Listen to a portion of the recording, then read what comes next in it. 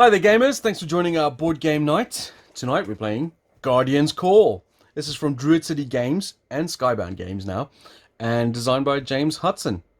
Alright, so we're going to give you a quick overview of this game so you can get an understanding of the rules, and then we're going to show you some gameplay where we play through a few rounds so you can see what the game's like and what the mechanics are like, and if it's a game for you.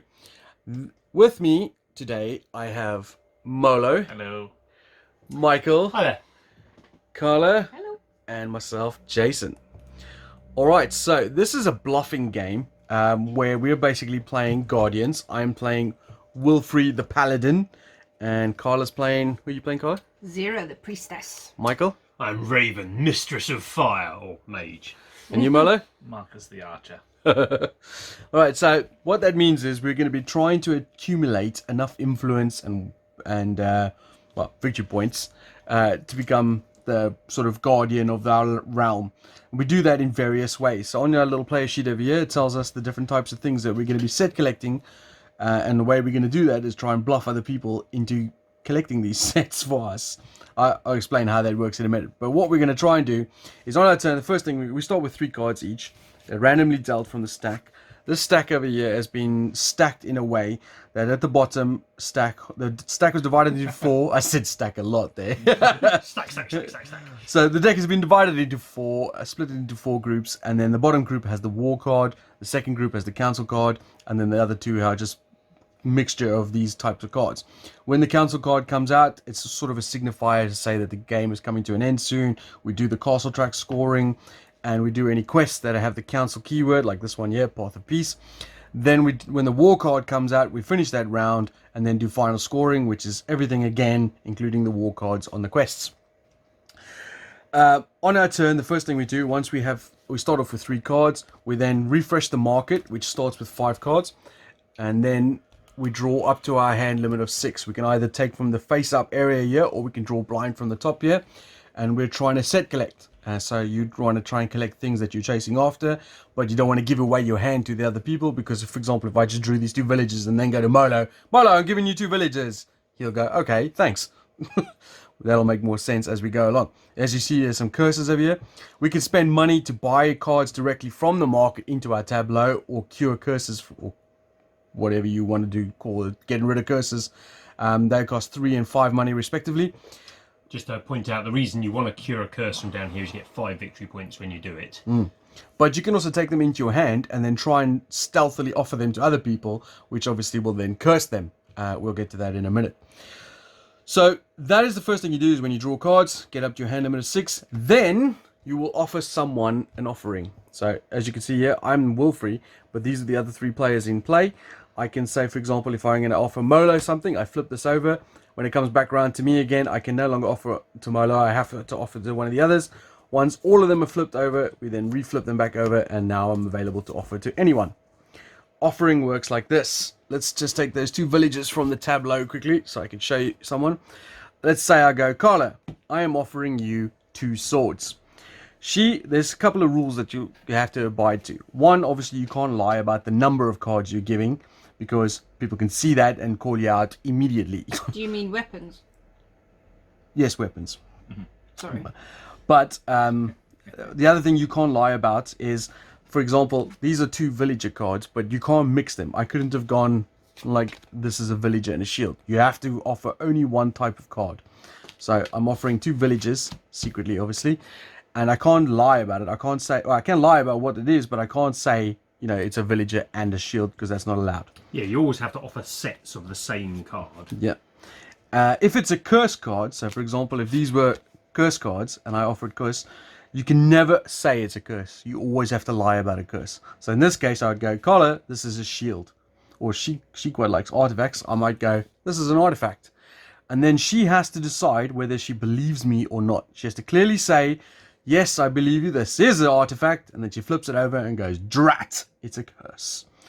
Or if she says, nah, I definitely don't believe you, then I flip it over and go, crap, I've just taken a curse.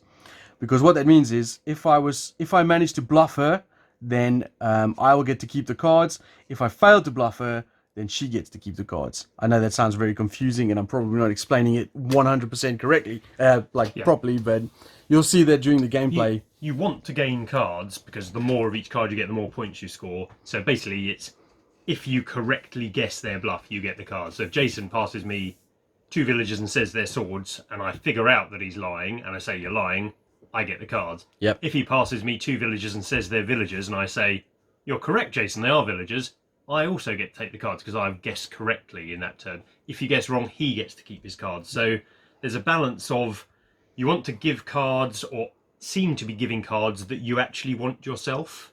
So if I'm doing well and I'm trying to collect artifacts, I might offer somebody some artifacts. Now, whether I lie about that and pretend that they're not artifacts, that's up to me, because then you're gauging the person you're playing against. Yeah. But And you you're can't lie trying every to- time, because Yeah. then people will gather on exactly. and you'll just take your cards from you. As compensation for anyone who gets their thing wrong, they get a coin from the bank. All right. Then, of course, once you get those cards, if they might come back to your tableau, for example. So, in that case, we were talking about villages. Villages allow you to move up the castle track. I'll explain all those, the scoring things during the gameplay section when it makes more sense. But these are the different suits you can get. And then, of course, curses are the ones you don't want. And that's pretty much it. So we're going to keep going round till this deck reaches the war card.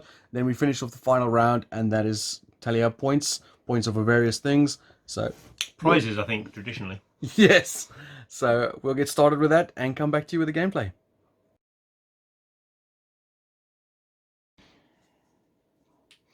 Alright, so you join us for the gameplay. We've had a couple of rotations, and we're about to carry on with the next rotation. I am the first player, and it's my turn now. So far in my tableau, I've got 2 artifacts and 4 money, as that would indicate I've not been very good at the bluffing part. Alright, so first thing we do at the start of my turn is refresh the market. Ooh, there's a lot of curses in there. Triple curse. This is what I've got in my hand. So now I can draw up to... I can also buy... I got 4 money, so I could buy something directly to my tableau. And if I had 5 money, I could have cured one of these curses, but I don't. So, I'm gonna... Am I gonna spend the money? 3 money. Do I want a villager? I quite like villagers. And you might have noticed that these guys have been painted. I did a little bit of a paint job on these. They don't come like this. They come in the plain coloured plastic that they are made. Okay, the only person I can trade with is Molo. Hello. At this point, as showing over here. I've already traded with the other 2, so I can only trade with Molo this turn. So I'm going to draw 1 blind from the top. That's what I got. And I'm going to draw another 1 blind from the top. And then, you know what? I'm going to take one of these curses. Ooh. So, now I'm going to offer something to Molo. I'm going to offer Molo 2 spells. I don't believe that those are spells. Are you sure? Yes, I definitely don't believe that. 100%? Yes. Alright, flip them over. Oh, look at that, they're not. I mean, you just picked up a curse. Well, only 1? Also, I don't want to be the one doing this, but you picked up the card, you put it there, and you went there, moved your hand slightly away, and then went... Right. Jason's obviously done this, though, to explain how the curse is Well, exactly, yes. Okay. So, when you trade 1 curse with someone, and let's say Molo took the curse, he would have to sacrifice one of the cards from his tableau. If you get caught with 2 curses, the opponent who gave you the curses would then get to choose one of those cards. So you get to choose one of my cards in this case. And if it was 3, they get to take the card from your tableau. So in this case, I've only got 2 artifacts, so it's pretty clear which card he's going to choose. It's one of the artifacts. Indeed it is. And that'll get discarded.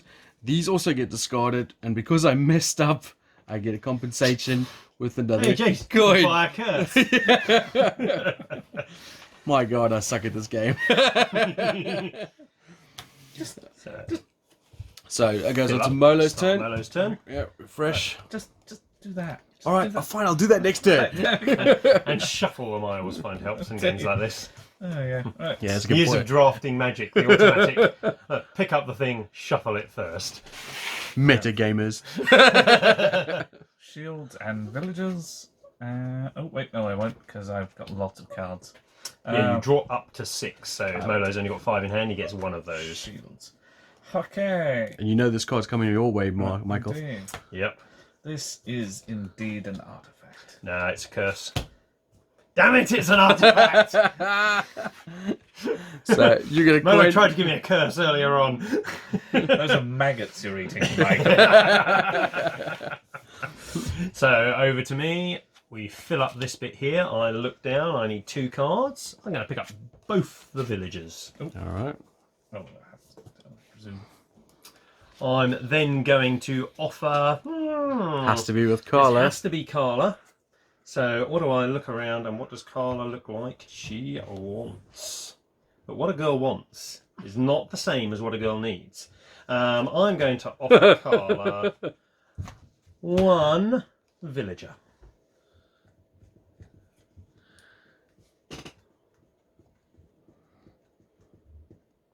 Okay. I think it's a villager. It's a spell! Ah. So I gain a coin because we all have an No, affinity. it's for only when you offered it. You receive it in an offer. This is an offer. I have. It's not. It's. Okay. Yep. If that's fine. Darn, that's not as good as I'd hoped then. But I shall put this. So when you get spells are a wild card. You can either stick them in one of your stacks, or you can stick them off to the side and use them to start a stack. But you don't need to choose what it is yet. So I can either add that as a villager, or I could sit it here, and when I gain, say, some weapons or some shields, I can put them with it, and they will then count as a weapon or a shield. I'm tempted to make it a villager. I am, in fact, going to make it a villager.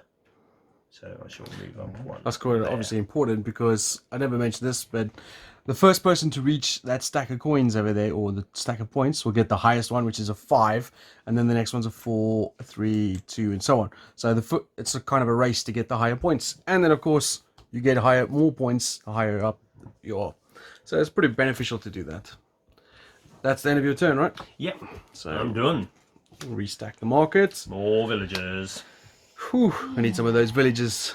And who are you going to be dealing with? Molo as well. No one's dealing with me this turn.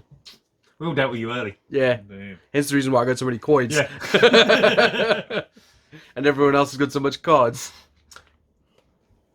It's worth pointing out, actually, while Carla decides what she's doing, I've got this card in front of me because earlier on the first couple of turns I managed to get hold of 3 artifacts. As soon as you get 3 artifacts, you can trade them in. You get to look at 2 treasures. You get to keep one, discard the other. There are 2 types of treasure. They like silvery, diamondy ones are generally worth more victory points, but it gives a bigger bonus. This is worth 11 victory points, which seems a lot.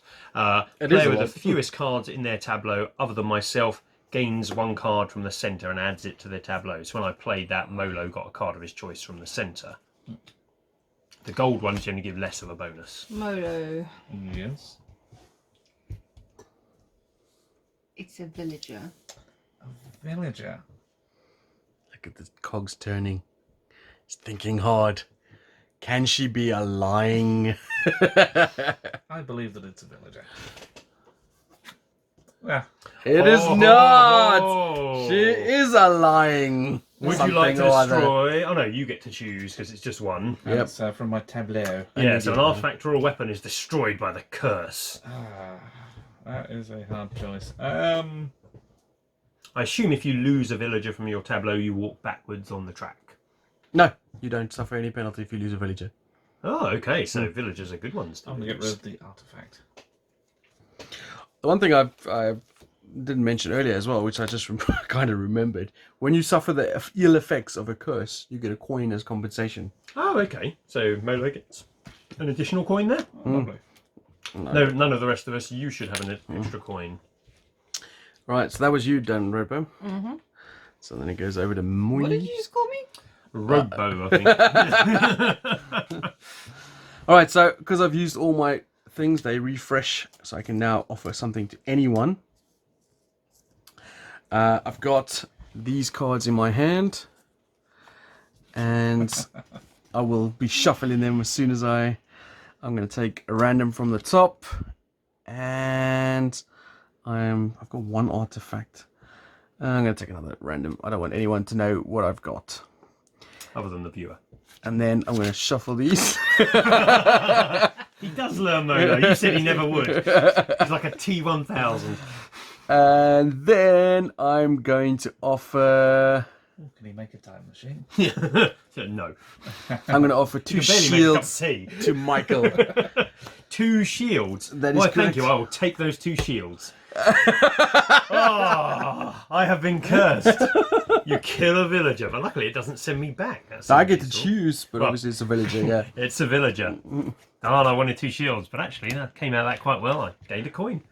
I gained 2 coins, in fact. Nice. Oh, I forgot I got loads of coins. I'm You gonna. have. I should have done it. Never mind. I'll do it on my next turn. How much do you need to buy them? 3 for a normal card, 5 for a curse. Oh, okay. Right. Curses are worth 5 VP, so. And that's me done. Should we be keeping the curses in our tableau then?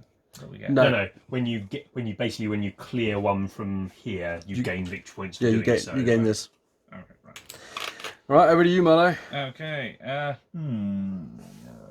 Clear your Flip back up. heroes. Badoosh. Nah. Got you, Mike.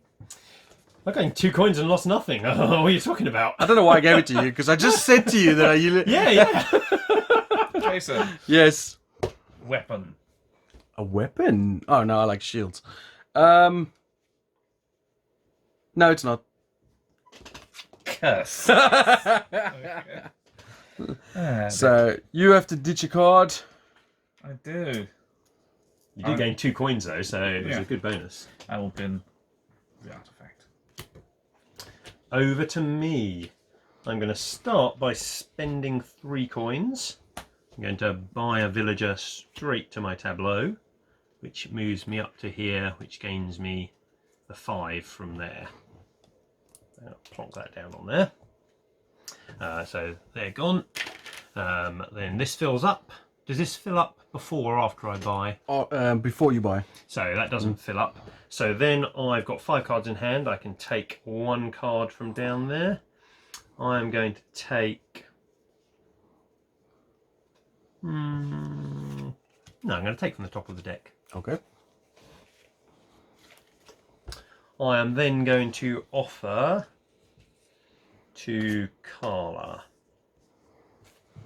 Going to offer you... Watch it, Carla. Watch it. Don't trust him. Going to offer you a weapon.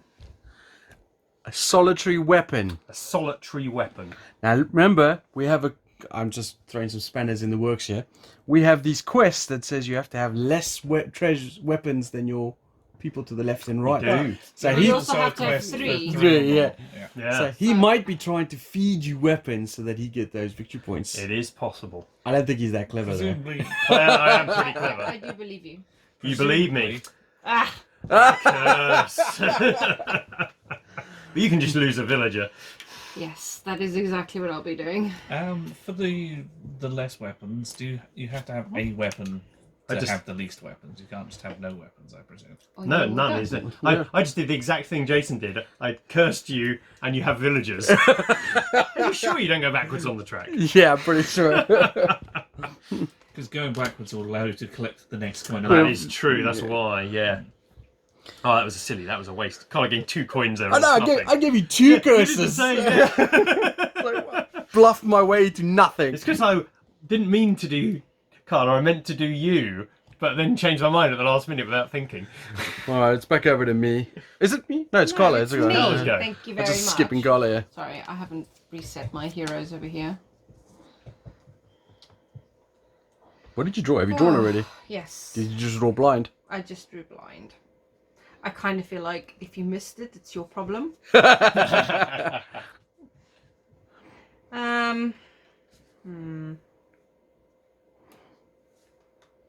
I bet she's gonna offer to me as well now, just to kick me in the teeth because I didn't see what you drew.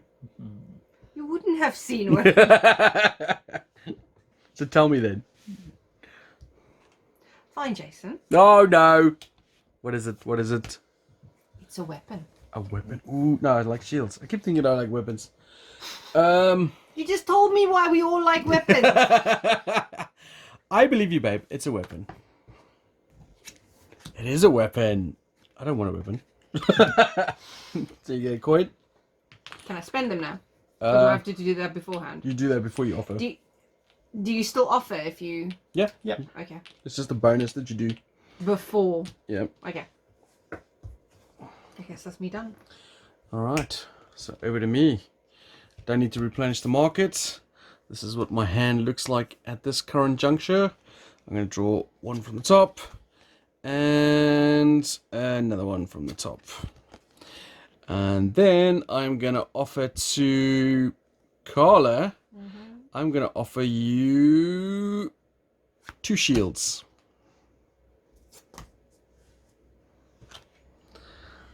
Two very shiny, brand new shields, straight off the factory, ready for use in your new upcoming war. Okay. Is it 2 shields? God damn it. Thank you. She is now outfitted for war. Damn it. I forgot to use my money You are again. so bad at bluffing and spending money. I'm just plain bad at this game. I mean, I'm not much better right now, so... All right, Milo, over to you. Okay, let's draw the card. Is that 2? That feels like more. Okay, right. What made you think I was telling the truth? Because you need them. And you like them. Colour. These are also shields. Ooh. Look at his face. Look at his face. Is he telling the truth? That is the face of a liar. And does she believe him? I don't believe you. Let's see what it is. You are incorrect not to. Ah. Oh, that's funny. Thank you. So I will take a random card.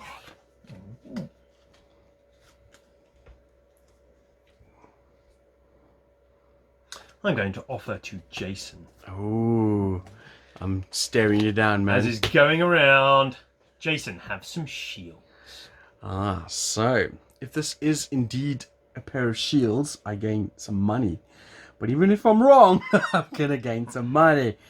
But I would really like the shields. But Michael is a notorious liar. I think it is shields. You are incorrect. It's more villagers. So I get a coin. Michael moves up on the track. I hate you, Michael. I don't like the Michael's that far ahead now. Yeah. Over to you, Beb. Oh, okay. 3, 4, 5.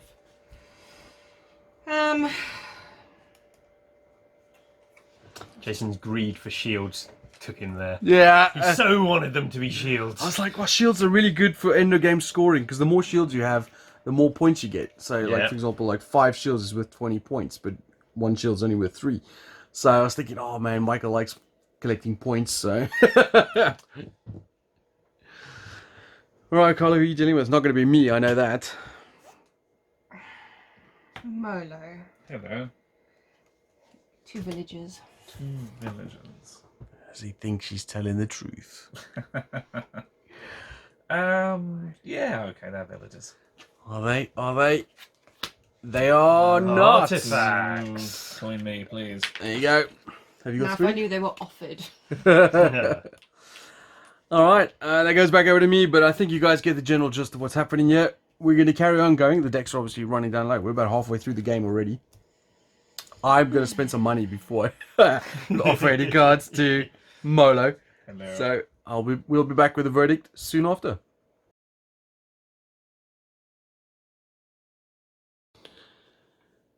Okie dokie, we've finished off the game. The war card came out. We scored the points. We got tallied up all the extra bits. And I didn't win, surprise, surprise. So the winner was, in actual fact, Michael. With, what was it, 70 points? 70 points. And then Molo was second with 40. Yeah. Carla with 37. 57. How did you get Jace? It doesn't matter. Let's just go into the Gotta review. borrow my fingers to add it up. I mean. Well, it doesn't make more than your fingers and toes. Oh, you haven't seen me take my shoes off. I got 23. I was abysmal. That was terrible. I got 2 cards in my tableau. I got 2. Yeah, 1 weapon, 1 shield. I mean, that's all you need for a fight, really. That's true, yeah. I am a paladin I had after all. 12 in my tableau and I threw away 6 of them for artifacts. It's not important. All right, so what did we think, fellas and lady? Do you know what?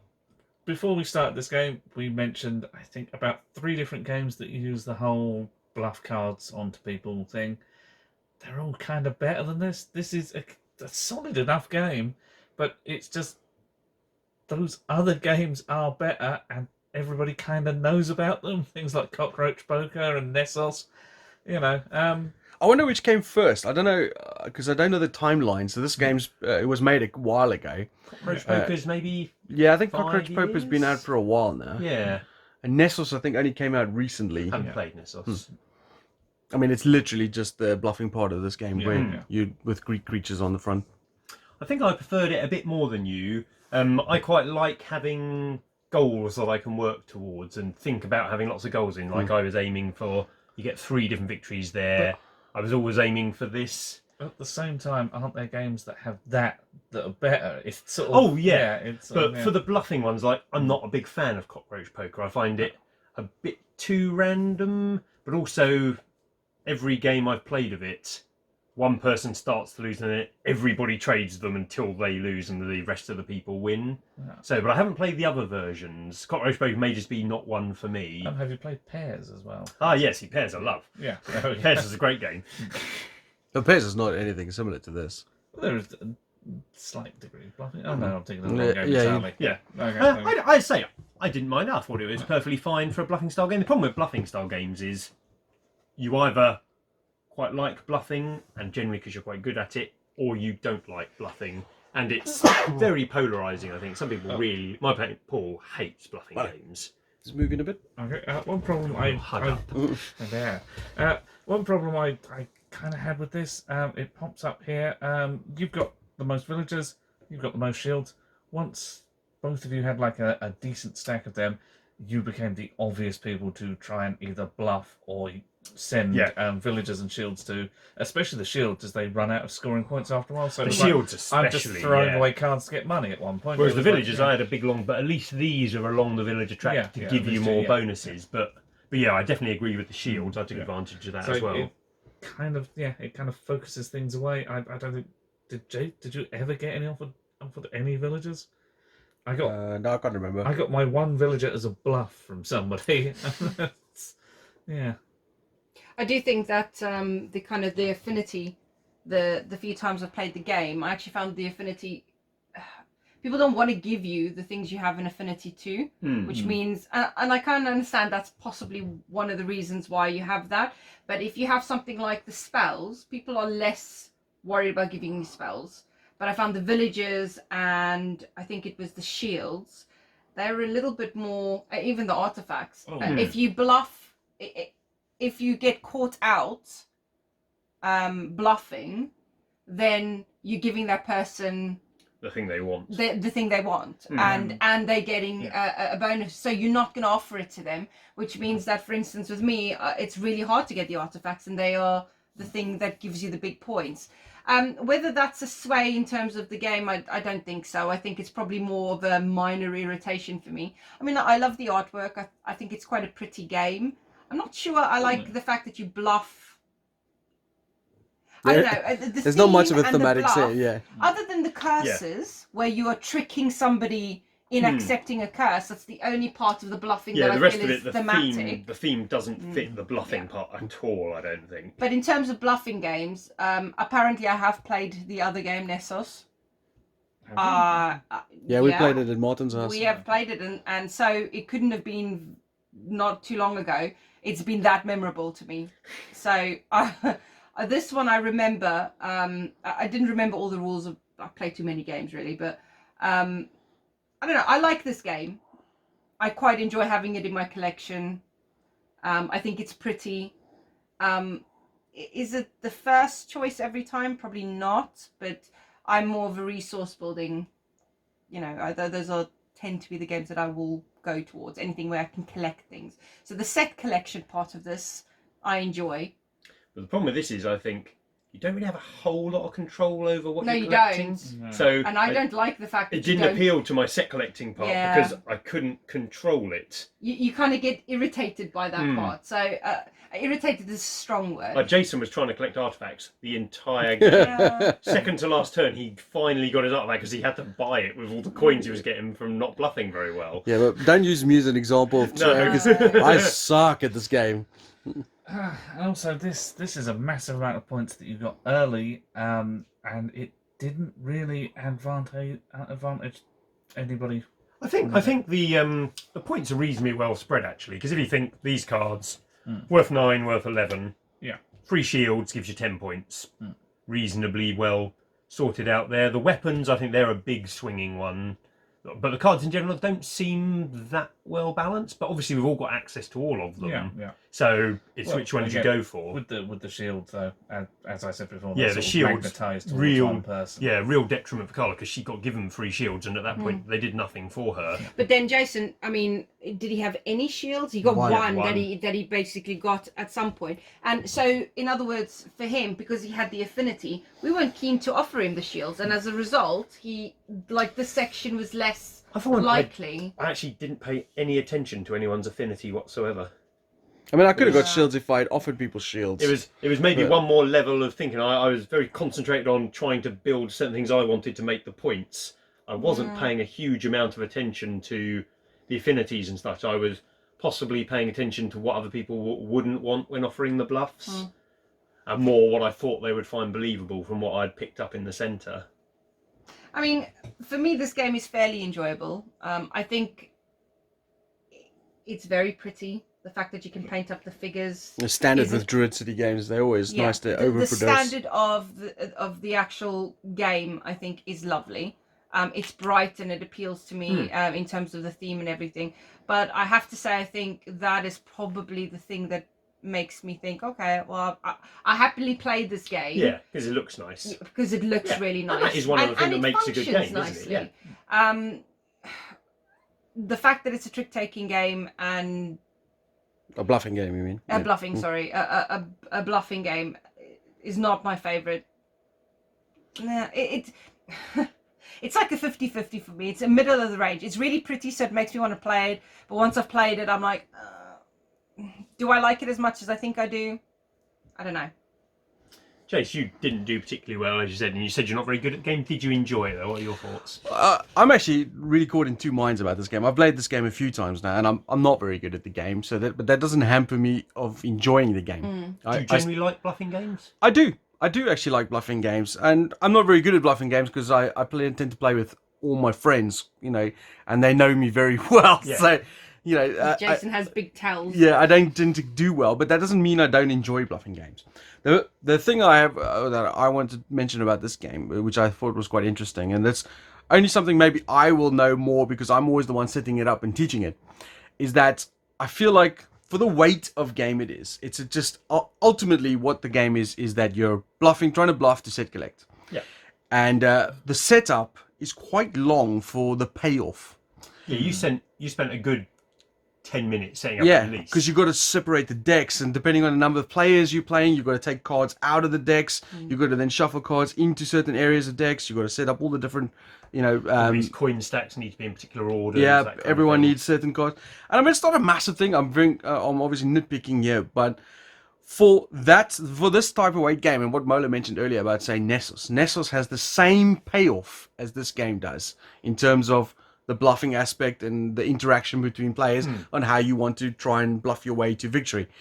This game and that game has the same payoff, except that game takes about 30 seconds to set up.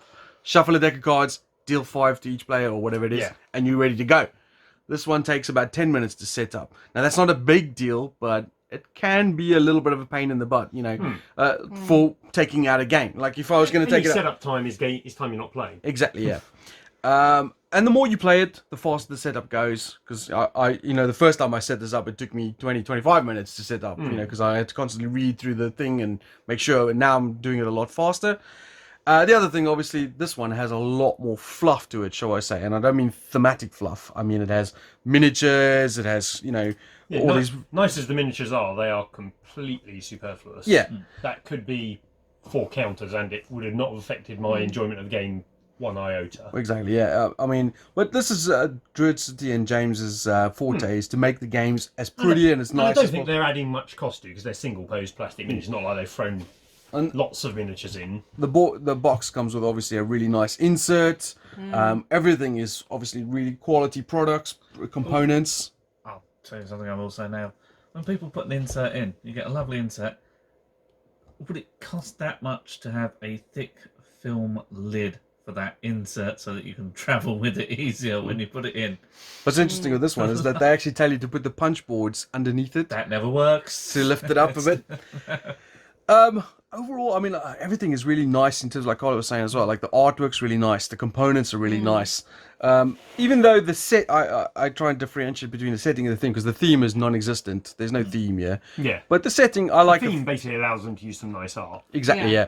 And the setting in the fantasy world, or if I assume it's a fantasy world because we seem like, It's a fantasy It's, world. it's a There's fantasy mage. world. or There's a maybe mage, there's an archer, there's a barbarian. It's a fantasy world. it's nice. I like the setting, so I don't have a problem with it. Components all great, art's great, production is fantastic. The gameplay is fun. I don't actually have a problem with the gameplay per se. It's fun. I enjoy playing it every time I play it. It's just that one little hitch to me where I know of another game that exists that I could play in a faster time period. And I get the same payoff as this game. And that I can't differentiate. I can't like think, well, am I looking at this game individually? I can't help but compare to that game. Comes to time, as it often does. I'm just looking at the side of the box. I always like to look to see what it says. It says 30 to 45. I think that's, if you include setup time, and bluffing does take a bit of time. There's a bit of thinking each Yeah. time. I think 45 is at the minimum. I think this is 45 to 75. I think you're playing this for at least an hour. Yeah. And no one I've ever played, sorry, but no one ever I played with has not enjoyed the game. It's very simple, but there is always that element of, well, you can play Nessus in half the time with the thing same is, payoff. when you're reviewing a game like this, you need to try and be as open and honest about how you feel about the game and the general play. You know, if we were just playing this game, taking it out, having a game, everybody goes home happy. This is not an unpleasant game. Oh, yeah, not there's at all. nothing But wrong. For the sake of, you know, being completely transparent and giving, you know, the people that are looking at this video, hoping to get an insight whether or not this is their type of game, this is what we feel is it's negative. It's a lovely game, but there are little niggles. For us, this would be a opening evening or a closing evening game, and it's just that little bit too long. That deck construction's not great for a closed evening. No, Yeah. Yeah, well, yeah, it's exactly. just that I've little never- bit too Jason long. ain't doing that in the next game we play. Yeah, it's just takes too long to set up. But it's not heavy enough, No. it's not meaty enough for a group like us to be the main event. No. It should be a filler game, Yeah. which Nessus and Cockroach Poker is. They are filler games, quick games that you play. This is the same weight as a filler game, except it plays more to a light Euro-y style. And they've obviously, I think that's what they're going. They're trying to add a bit more depth to it, Yeah. but it doesn't necessarily need that more depth. Yeah. But then at the same side, there's nothing wrong technically with the game. No, I mean, not at all, you no. play- No, so I enjoyed it. It was good. Ironically, just to give it a little bit of a different spin here, I was thinking now, for this group that we play, I think that stands true. But I have a girly group with a fairly good advanced gamer friend and 2 medium, maybe low Muggles. attention, yes, muggles, mundanes, you know, slightly less of an attention span girls that I would play with. And the bluffing aspect of it would make it fun for them. It's really pretty, so it would appeal to that side of us, of that girly group. I actually think this would be the main event. So for a lighter group, maybe this would be... to talk about it with a lighter group as well, the one thing I wanted to mention, which is a subtle thing, but when you bluff and you mess it up, like for example, I bluffed a lot and obviously didn't get paid. You get these coins as compensation, and the coins make you feel less crappy about your turn. Yeah. Because Yeah, you get the coin, and you know in a couple of turns' time you can use those coins. I felt the kind of like the catch-up mechanics are actually quite good in that. In fact, I was doing well. I had very few coins. Yeah. And that's because I was winning quite a few of the bluffs. But the coins, actually, at some points I was like, oh, I wish I'd had a couple more coins. I never managed to get to 5 coins at a time to buy the curses. I was always spending them to those complete 5 points are artifact very sets. nice. Yeah. And all the artifacts you buy, more or less all of them. So these are the 2 I had. One says advance another player that has the fewest cards in their tableau 1 space on the castle track. So you're rewarding the player who's doing the worst again. This one says the player with the fewest cards in their tableau, other than yourself, adds 1 card from the centre to their tableau. So I think, and all the artifacts are very similar. They're all rewarding the player that's doing the worst. So it's got a few little touches that help the players who aren't doing as well. Yeah. Which I think is always nice in the game. Always build the people up. Instead of putting the people at the top down, I think it's easier to build the others up. It makes more for a more fun experience. And the fact that everything is really nicely set out here means that those people that aren't particularly confident in what they're playing, like for me, I tend to focus on 1 or 2 points when I play a new game, and I try to just get those aspects in my head so that I don't get lost in the game. But having this here meant I had something to look at, to remind me what I was doing. So it's really good for those people that, you know, that don't feel confident or happy with just being told the rules. This is a really nice reference sheet, and it fills perfectly in with what you're playing with. So that's also a bonus, I think. Yeah, so overall, I think it was pretty positive comments on the game. I mean, there's like little bits that we're thinking, you know, that make it not a great game, so I say. So that's our review and chat about Guardian's Call from Druid City Games and Skybound Games. This is obviously somewhere available to You buy. can find it somewhere. It'll probably be on eBay. If you liked our videos, please like and subscribe and all that nonsense. And thanks for watching. See you guys later. Bye. Ciao.